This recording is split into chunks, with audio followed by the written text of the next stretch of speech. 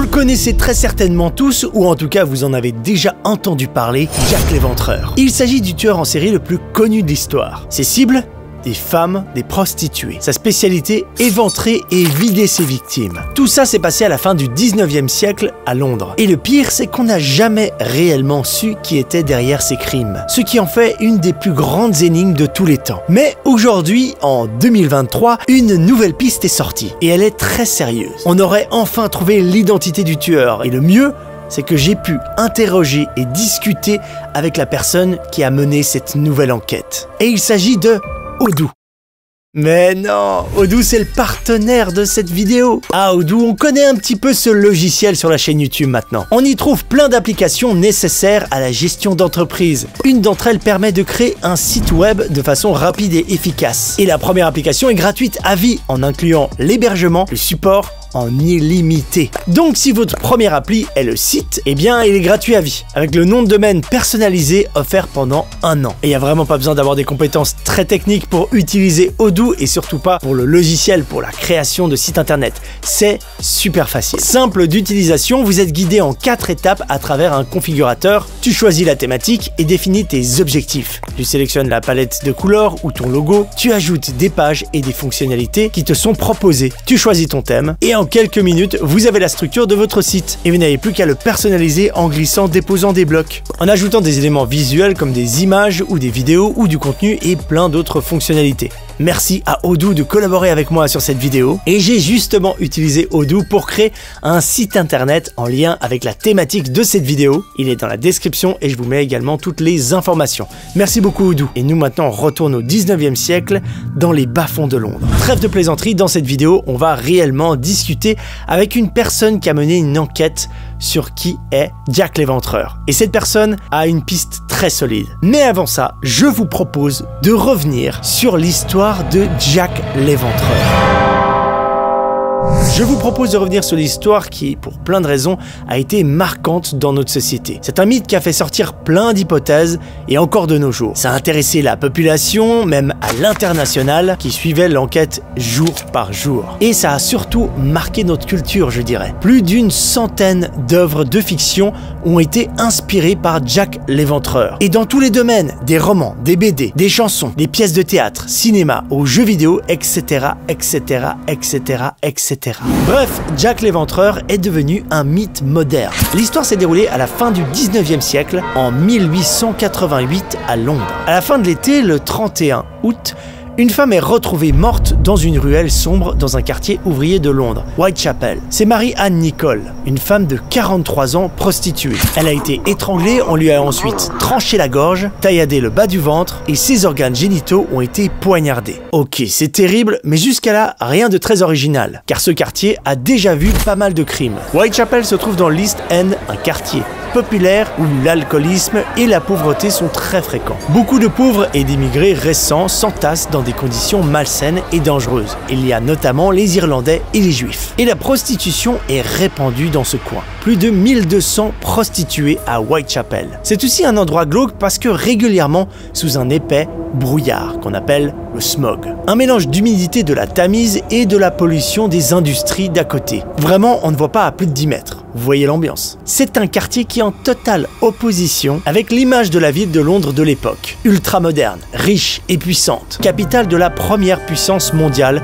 sous le règne de la reine Victoria, l'Empire britannique. Un empire dans lequel le soleil ne se couche jamais parce qu'il règne quasiment partout. Londres à cette période, c'est la plus grande ville du monde occidental. Et pourtant, ces crimes atroces vont révéler le côté obscur de la société britannique. Ils vont aussi mettre en avant la pauvreté et les mauvaises conditions présentes dans cette ville. Donc c'est pour ça que, je vous l'ai dit au début, un meurtre, on n'était pas trop surpris. Mais assez vite, la population va s'inquiéter. Et de plus en plus, parce que d'autres crimes vont continuer et ils vont devenir de plus en plus violents. Assez vite, on va penser qu'un seul homme est derrière tout ça et que ses motivations sont perverses. Le 8 septembre, dans une arrière-cour, on découvre le corps d'Annie Chapman. Elle aussi est égorgée et éviscérée. Désolé pour les détails, mais son vagin, l'utérus et sa vessie ont été prélevés par le meurtrier. Et ça continue. 2 nouvelles victimes à la fin du mois de septembre. encore des prostituées. Elizabeth Stride, Catherine Eddowes, les deux sont assassinées dans la même nuit. La première, Elizabeth, a été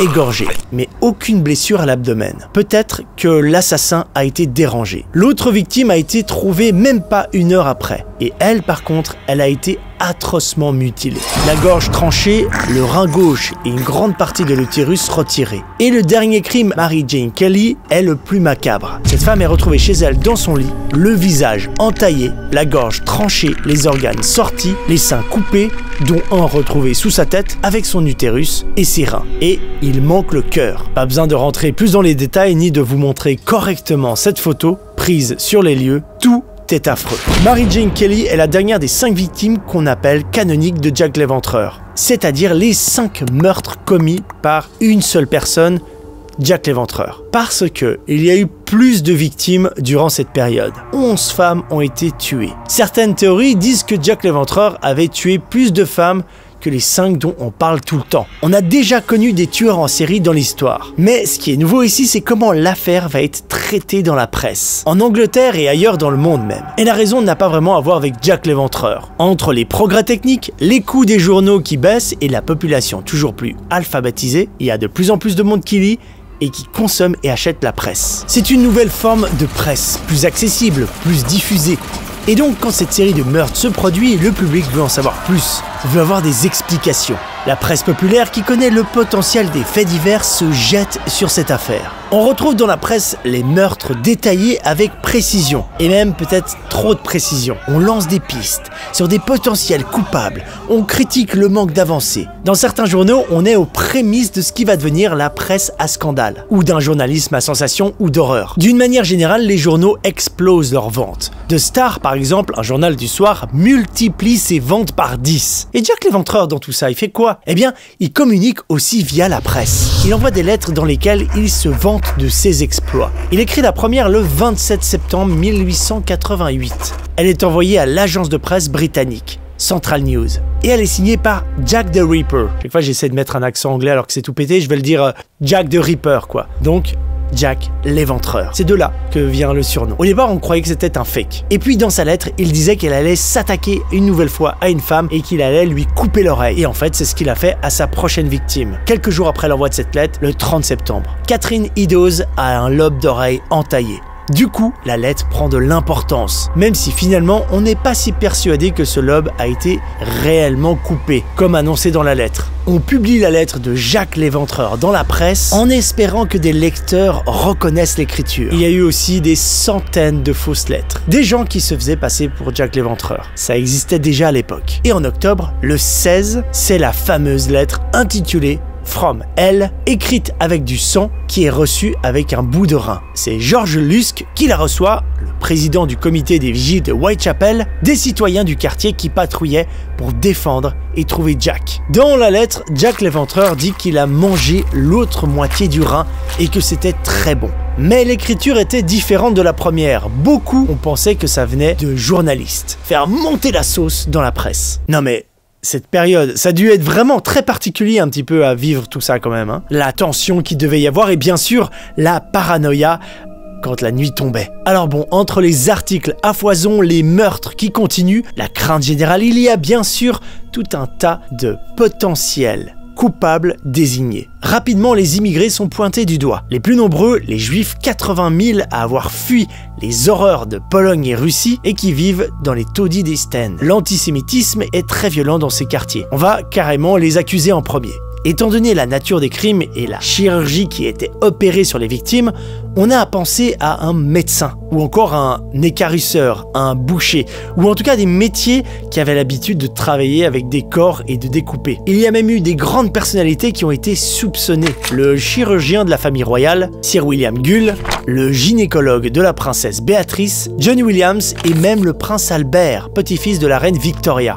Ah oui, puis il y a une piste complètement farfelue. On a pensé aussi que tous les crimes avaient été réalisés par un gorille qui s'était échappé d'un zoo. Près de 2000 personnes sont interrogées, plus de 80 suspects sont arrêtés, pour finalement fermer le dossier officiellement en 1892. Voilà, fin de l'histoire. Vous imaginez le choc? On en parle pendant des mois et des mois de la manière la plus détaillée possible. On plonge quasiment toute la ville dans une parano pour finalement clore le dossier 4 ans après sans trouver le coupable. Cette histoire est folle. Mais on n'a pas arrêté d'en parler. Comme je vous le disais au début, la culture a été très inspirée par cette histoire, qui est devenue un mythe avec le temps. Plus d'une centaine de fictions sont sorties. Par exemple, Alfred Hitchcock, dans son film The Lodger, en 1927, où un mystérieux locataire assassine des jeunes femmes à Londres. En 2006, les lecteurs du magazine BBC History choisissent Jack l'Éventreur comme le pire britannique des dernières 1000 années. Et les théories, évidemment, continuent de se faire. Encore dernièrement, en 2019, une théorie sur l'ADN du tueur est sortie. Et elle incrimine une personne qui faisait partie des suspects, un barbier d'origine polonaise, Aaron Kosminski, qui avait des graves problèmes psychiatriques. Des chercheurs ont analysé les traces de sang et de sperme laissées sur un châle qu'une des victimes, Catherine Eddowes, aurait porté à sa mort. Le vêtement aurait été à l'époque récupéré par un policier qui voulait le donner à sa femme. Cette dernière refusant finalement de le porter, le châle est ensuite resté en état dans une boîte avant de rejoindre le musée du crime de Scotland Yard. L'ADN matchait donc avec l'ADN des descendeurs du suspect. Mais cette théorie est vraiment beaucoup critiquée parce que l'ADN est ancien, c'est fragile et le fameux châle a été touché par plusieurs personnes. On ne sait pas vraiment qui l'a manipulé quoi. Et on ne peut pas être 100% sûr qu'il appartenait réellement à la victime. Et puis bon, les méthodes pour les analyses sont aussi critiquées. Bref, tout ça pour vous dire que encore aujourd'hui, il y a plein de théories autour de Jack l'Éventreur, mais toujours aucun suspect, aucune réponse sur l'identité de ce tueur. Et on arrive à aujourd'hui, à la fin de l'été, il y a seulement quelques semaines, un livre est sorti. One Arm Jack. Jack a un bras en français, de Sarah Bax Horton. C'est une enquête sur Jack l'Éventreur. Et tout est absolument fou dans cette histoire. I wasn't looking to solve the crimes when I first looked into the case. En fait, Sarah Bax Horton, une chercheuse en criminologie, menait des recherches sur sa famille et sur ses ancêtres pour le kiff. In early 2017, I discovered I had a police ancestor who worked on the Jack the Ripper case. And I was so thrilled to discover this, I thought I would investigate the case myself. Du coup, elle s'est mise à fond sur l'enquête et elle a travaillé dessus pendant 2 ans. Elle a lu absolument toutes les archives disponibles. I wanted to give my police ancestor a small piece of history.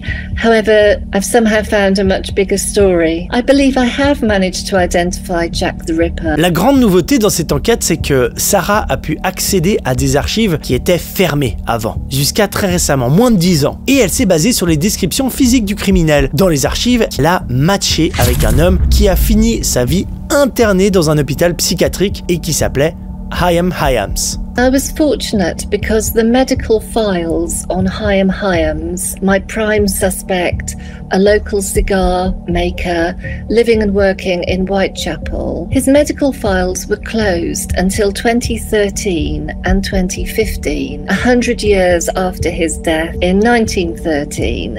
And so I believe this is a reason why he wasn't seriously considered as a suspect before now, because the information about his physical and mental health, and in particular the distinctive physical characteristics which link him to the Jack the Ripper case, were all previously unknown. Chaim Hyams faisait partie de la liste des suspects à l'époque. Et dans les archives de la police, Sarah Bax Horton a pu retrouver des informations sur le profil du tueur. En fait, des policiers haut placés dans l'affaire, comme Robert Anderson, ont dit publiquement après les faits qu'ils avaient identifié le tueur. Mais comme un témoin clé refusait de témoigner, on n'a jamais pu l'arrêter. And although they didn't name him, they left behind information that could be built into a profile. The Polish Eastender who lived in the immediate vicinity of the crimes, against whom a key eyewitness refused to testify, and who suffered from what was called mania and paroxysms, meaning fits. And so I looked at the main known Polish suspects, and one of them was Chaim Hyams. Il y a eu des gens avant Sarah qui ont essayé d'identifier Chaim Hyams, mais il y avait pas mal de personnes avec ce nom à cette époque. L'écrivaine en a trouvé 5. Elle est donc allée consulter les archives de la ville et est tombée sur des dossiers qui venaient d'être ouverts. And realized that there were very distinctive descriptions of the man and that he had had physical characteristics, which I then sought to, not really to match to the case, I just wondered what the eyewitnesses had said of the individual. Beyond what is commonly known, did they say anything else? And they did. They commented on the way that he walked. And I suddenly realized that I had something.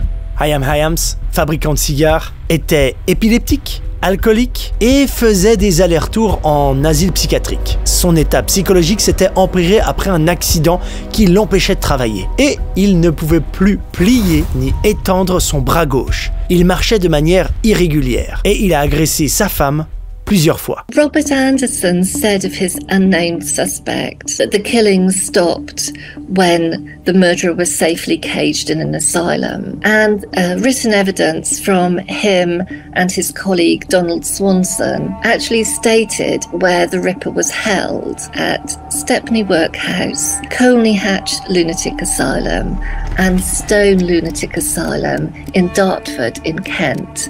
Colney Hatch happens to be in North London, and my suspect, Hayam Hayams, was held in all three of those facilities, and he died at Colney Hatch in 1913. I did want to give my police ancestor, Harry Garrett, a small piece of history, and as I say, it might be a bigger piece of history than any of us ever imagined.